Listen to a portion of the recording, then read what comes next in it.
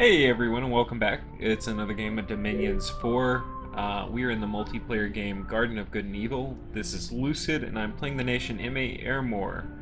We are resuming on turn 6 of this Let's Play series. Okay, here we go. So, turn 6. We have 2 battles. Last turn we expanded on 3 fronts, now we're expanding on 2. So we're slowing down a bit. Let's take a look at them. Looks like I won this one.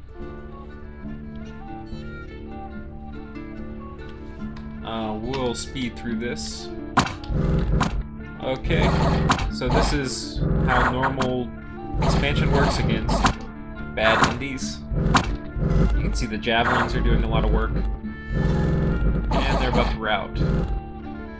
Okay, that was easy.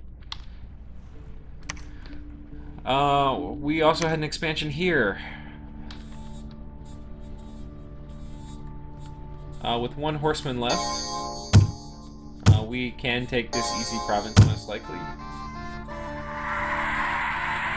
So he's gonna run right past these guys, it looks like, and run right to the back.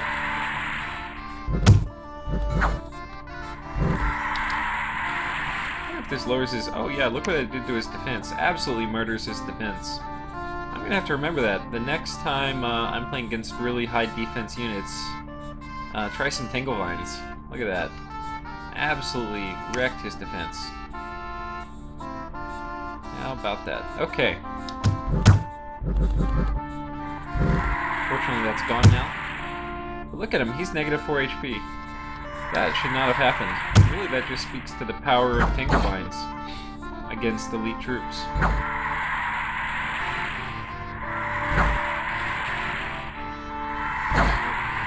Okay.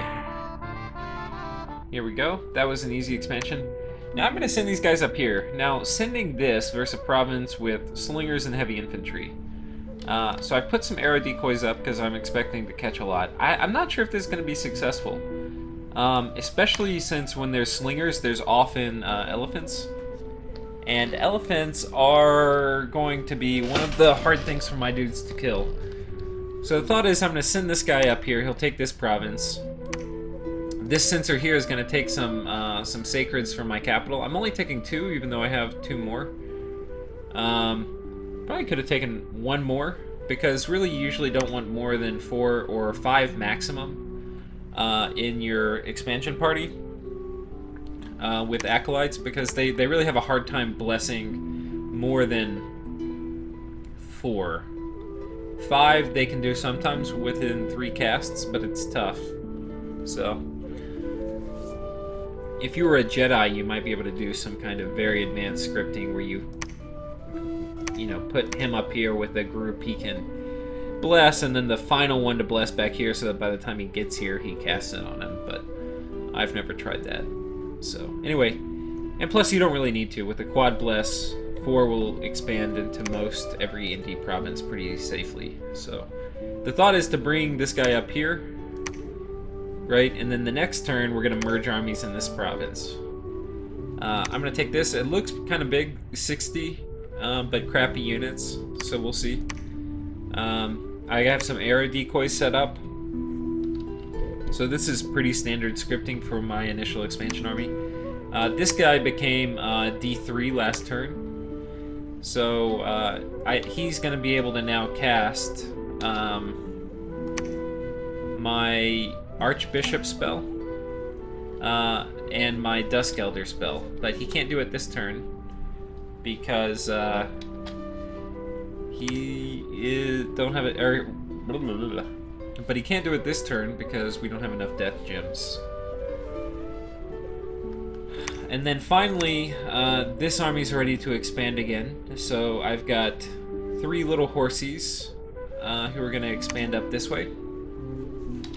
And that should be an easy battle. Okay, let's take a look at the next turn.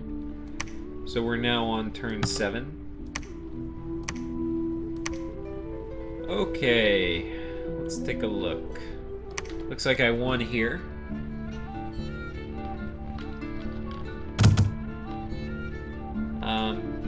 Pretty bad units, right? So they send their militia right in. They're gonna get munched up.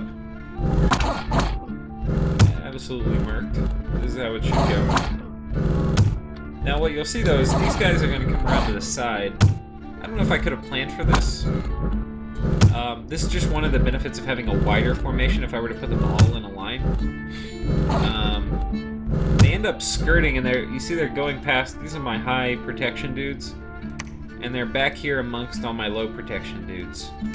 And that's not good, because these guys are going to take tons of losses.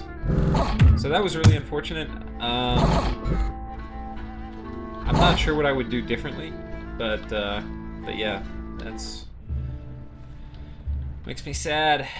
Okay, so now what are we doing? We got a lot of guys coming into this fort, so let's look at all the people coming here. We got a censor from my capital. He's got 4 long dead, 4 Knights of the Unholy Sepulcher, and then my priest who built this temple here the past turn is coming to meet him. The thought being that he has them, we can now expand into either this province or this province. With an army like this, you can normally take a level 1 throne. And I know this looks really weak, but you can take most level 1 thrones with this. So that's what I'm going to try to do. It's actually not going to work out for me, as we'll see in the next episode. But anyway, those are my intentions. We had a battle here. This was versus the Slingers, which may have had elephants in it. And it turns out they're elephants. Oh crap. So, we watch. They're gonna go after my sling catchers. And there they go, they got eaten. And then this guy comes up and just smacks the crap out of this elephant. Right? Puts 3 afflictions on him. And I get a lucky rout. You really shouldn't rout them within 1 hit, but in this case I do, and elephants are notorious for that.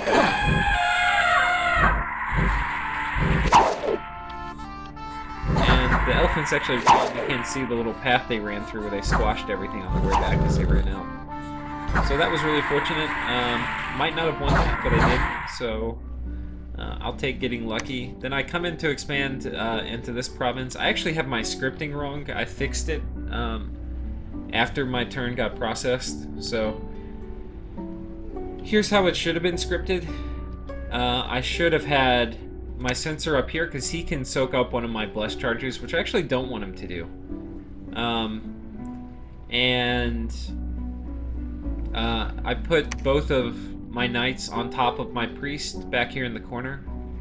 This battle would have gone a lot better if I did that. Instead, I didn't. What I did was I had something like this. I had my censor here. I had this guy here. I had this guy here.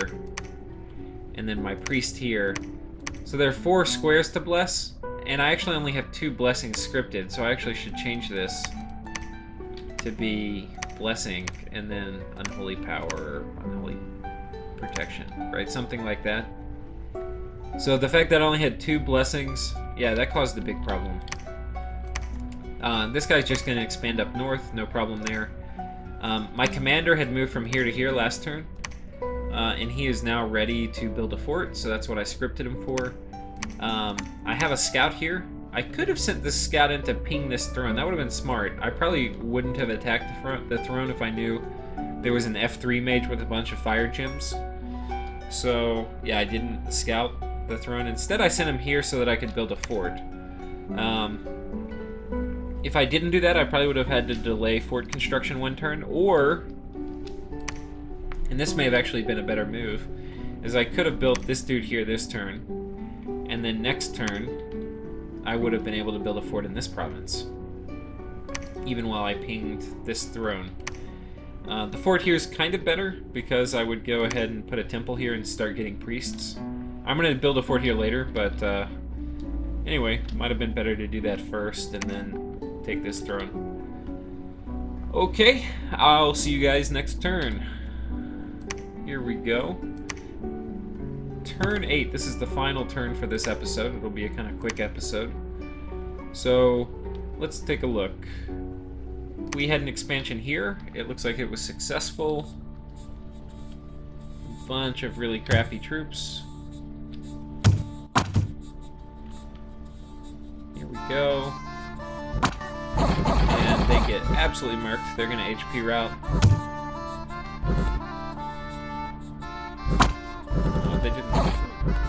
Okay, they're gone. Now the arrows just start coming, and we chase them off the battlefield. So that was easy. I probably took 1 or 2 losses. Let's take a look. Yeah, 2. And then we're going to attack this. Looks like I should be able to take it. There are some heavy cavalry there, so especially if the scouting report is underestimating the amount of units, especially the heavy cavalry, I could be in a bit of trouble, but I should be okay. Province here should be an easy expansion. These guys fought, and this is the battle that I said I didn't script correctly, so let's see what happens. Okay, so I have 4 squares to bless. 1 square, 2 square, 3 square, 4 square, right? If you count the Censor, the Acolyte, and then these guys. And you can see I blessed 2 of them so far. I blessed the Censor, and I blessed the Acolyte. But then I cast Unholy Power. Oh crap, none of my Sacreds are blessed. That's a big problem. So they'll die to a single hit now, and this is really, if you haven't played if you haven't played middle-aged MA-Ermor with a heavy bless, then this is kind of what you'll expect from the knights, which is really not that much. They die super easy. They can hurt, but they're not gonna hurt that much. And like this guy's gonna die for sure. Watch him. Yeah, there he goes. He's murked. And there's a good chance I'm gonna lose one of these guys to a banishment. See, like, that could have killed one of them. It didn't. Still alive. Okay. They could have died again. Fortunately, they caused enough damage that I trigger a rout before these guys get killed.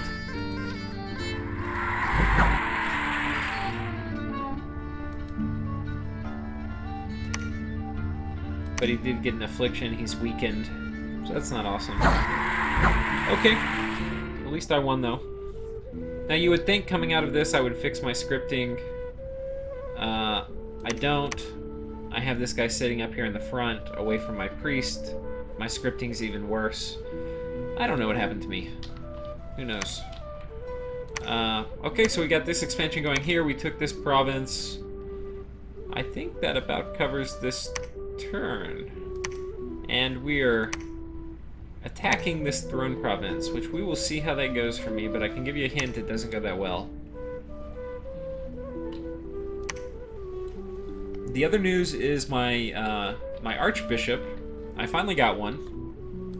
These guys are awesome. They're H3 and chill aura, good stats, high magic resistance, good HP, and he's going to become my prophet. So when he becomes my prophet, he can do 2 things. One is he can reanimate lictors at a rate of 2 per turn, which is nice.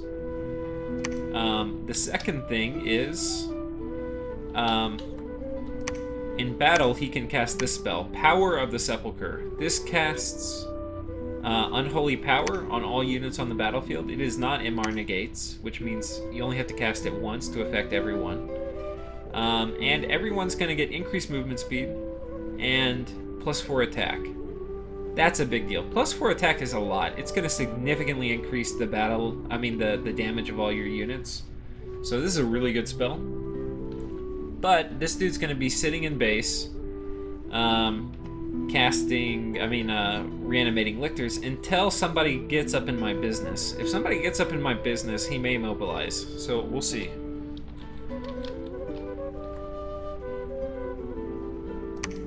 Okay, I think that's the end. We're towards the end of the turn. Just taking a step back, let's look at it. For provinces, I have kind of gotten up to like 2.5 per turn, and that's about the rate I've stayed at. 2 to 3 a turn, which is good. I'm probably going to be the biggest nation of everyone, but I'm not going to be able to hold on to a lot of it. I'm going to lose a lot of it during early wars, potentially. Especially with how I'm building my forts, because I'm building them all clustered around my start. It's going to be very hard to defend all my provinces out here. But ideally I can finish taking all this, take some of this too, and then maybe war Agartha or whoever's over here, or whoever's up here, and get some more land. But my income is pretty low. By this time I would probably want at least 1,000 income. part of it is because my capital only can... I only really have 3 provinces next to my capital I can get to. So that's far from ideal. It really limits my ability to kind of expand quickly. And, of course, the main reason I've expanded slowly is I've made some really bad scripting errors, and then a couple bad decisions. I think this is my only real bad decision, attacking this throne this turn, but you will see what happens with that next turn. So thanks everyone for watching, and see you next time.